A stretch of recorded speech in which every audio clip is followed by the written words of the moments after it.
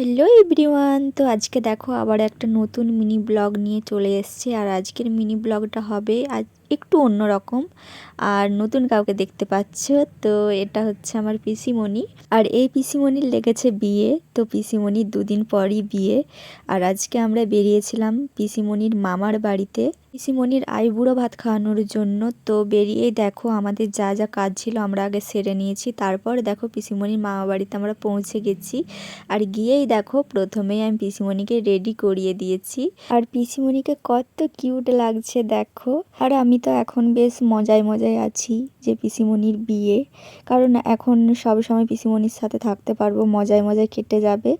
আর কষ্টটা হবে আমার পরে, মানে পিসিমণির বিয়ে হয়ে চলে যাওয়ার পর।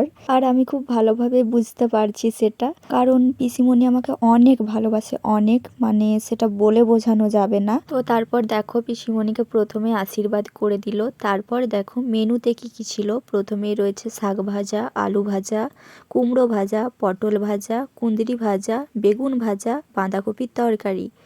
তারপর রয়েছে ডাল, পনিরের তরকারি, মাংস। আর মাংস কিন্তু পিসিমণি খায় না, বাট ওটা ছবি তোলার জন্য রেখেছিলাম। তারপর রয়েছিল চাটনি, পায়েস, মিষ্টি আর জল।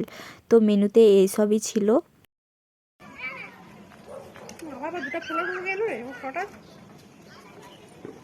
তো গাইস, এখন আমরা খাওয়া দাওয়ার পর চলে এসেছি ছাদে। আর পিসিমণি দেখো তখন অন্য স্টাইলে পরেছিল শাড়িটা, এখন আবার অন্য স্টাইলে পরেছে। তো পিসিমণির এখন আমি ছবি তুলে দেবো। তো মিনি ব্লগটা আমি এখানেই শেষ করে দিচ্ছি।